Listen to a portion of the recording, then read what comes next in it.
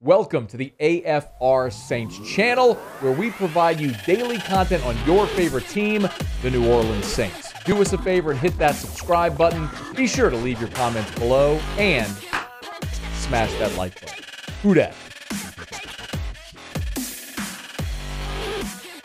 All right, I looked at your piece earlier today, and you basically spell out everything that's been a disaster about this season, yet I'm probably there at 8-8. What prompted you to go through this exercise? Well, I mean, it's pretty obvious. It's pretty obvious that that's the story of their season, and you know, I mean, it's a story. I could have waited one more week to preview their playoff berth, but I think they've already done enough to get some credit for putting themselves on the verge. The thing that's craziest about this season, though, and I think a couple of us have put it in context today. I know Jeff Duncan wrote a similar article.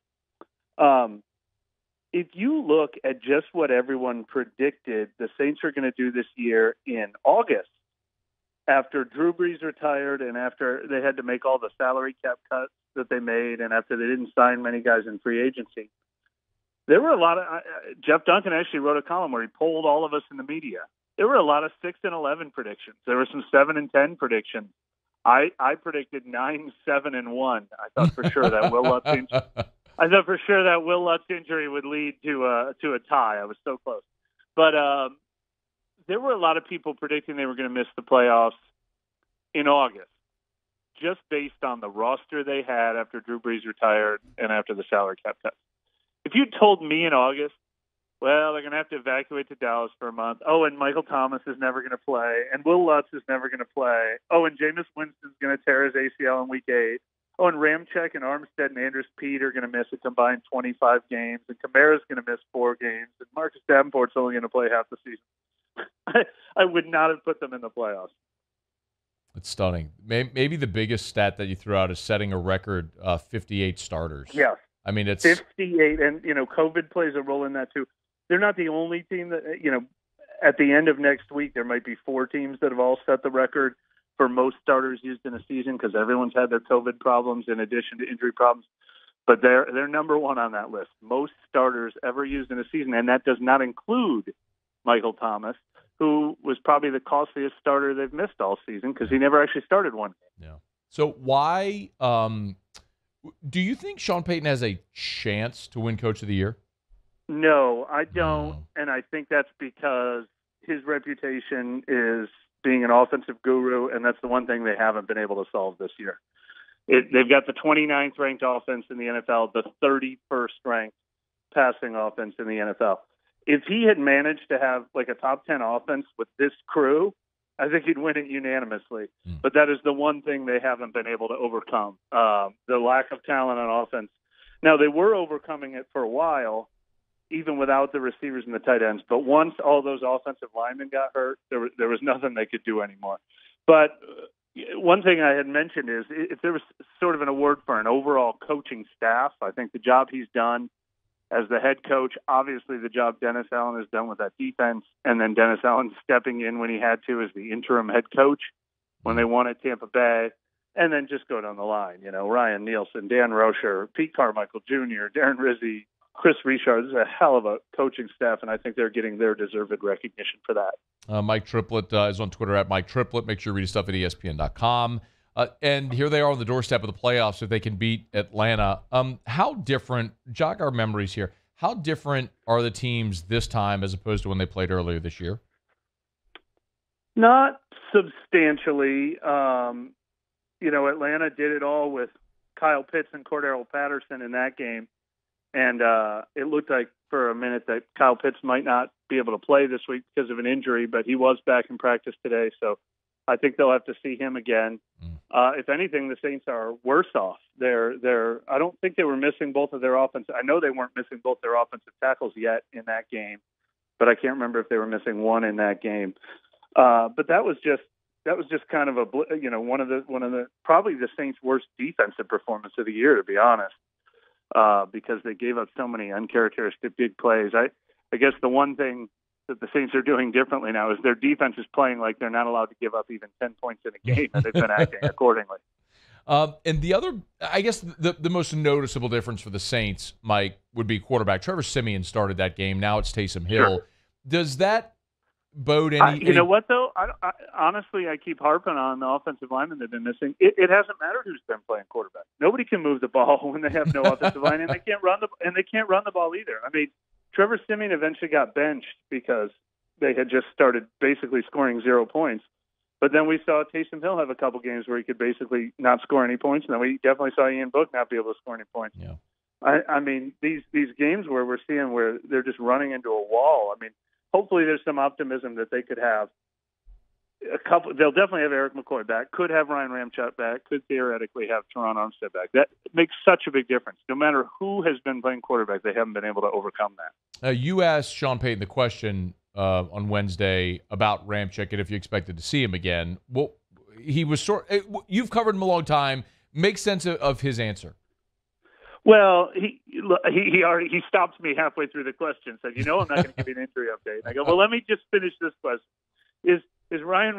Is there still hope he could come back at some point this season? Because we hadn't even seen him practice on a limited basis in 2 months. And he said, yeah, we're hopeful that both those guys will come back. And sure enough, later that afternoon, Ramczyk practiced on a limited basis. So, look, obviously he never reveals too many details, and this is one where sources haven't revealed much either on what he's been dealing with, except for the fact that they initially thought he would be back within 3 weeks, and he suffered some sort of setback, or it just wasn't getting better to the point where it's now been, has it been 9 weeks now, I think? 8 weeks? I think it's been 7. He's been out 7 games, and I think you had a bye mixed in there as well, correct? So it's been 8 weeks.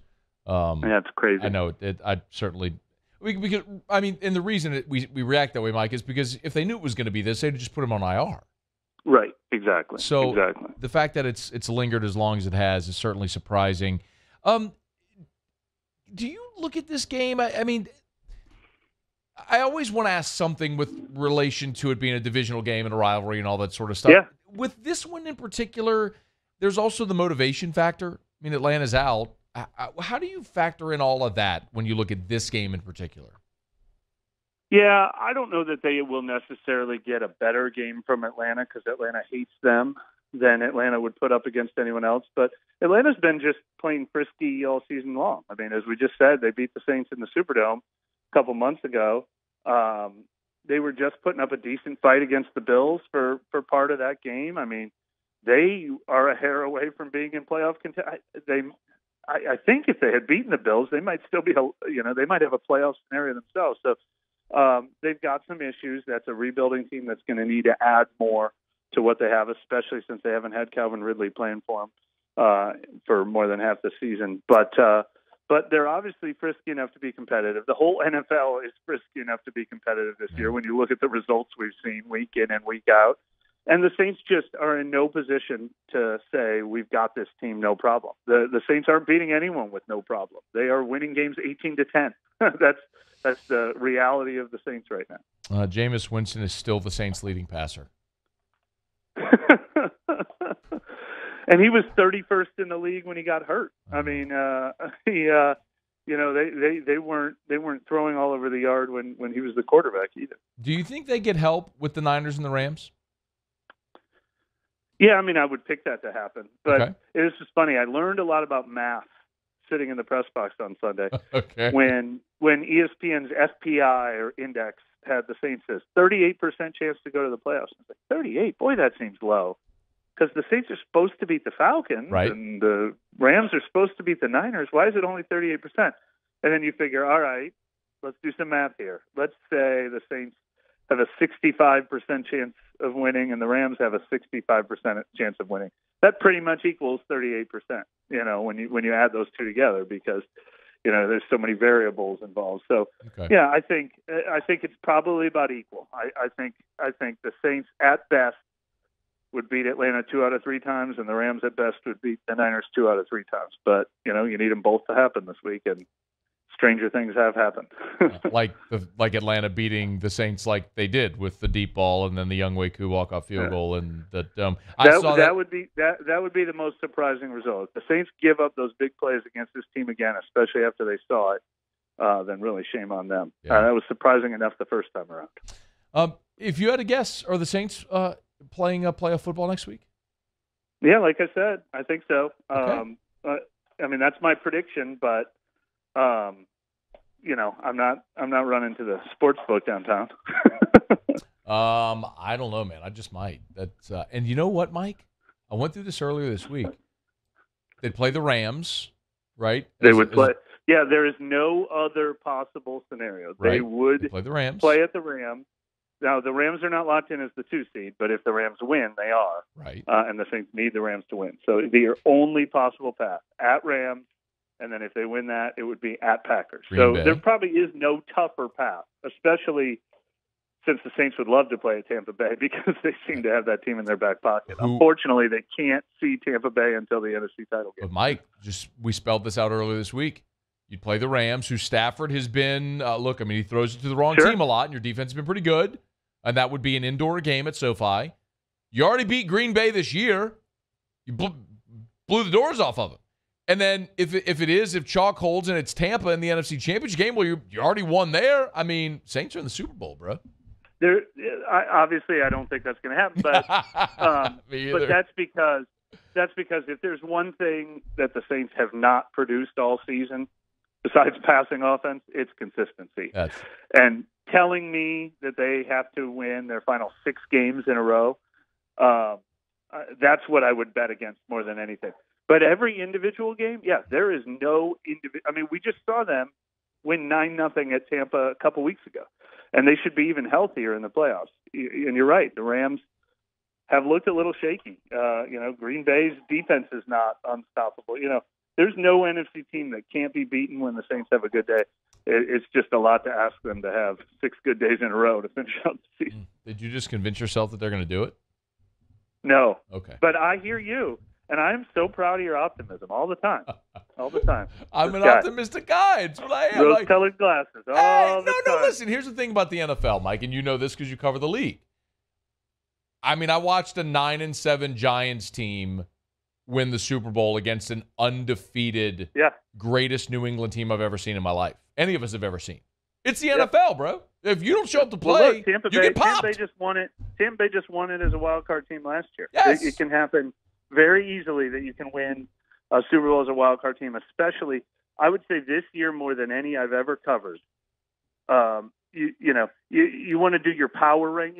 We all do our power rankings. We vote on our power rankings and it's like, I kind of want to put that team 4th, and I want to put that team 6th. Yeah. I don't want to put anyone number 1 or number 2. It's like nobody has earned the number 1 with a bullet this whole NFL season. Everybody has shown their flaws. Drama. That's what happens. He's Mike Triplett on Twitter at Mike Triplett. Go read his stuff at ESPN.com. Been hanging out with us on Thursdays this year, and we're very, very grateful. Happy New Year. Thanks for the time as always, Same to you, man. All right. Thank you. Hey, thanks so much for watching. Please leave your comments. I love to interact. And be sure to hit the red subscribe button below.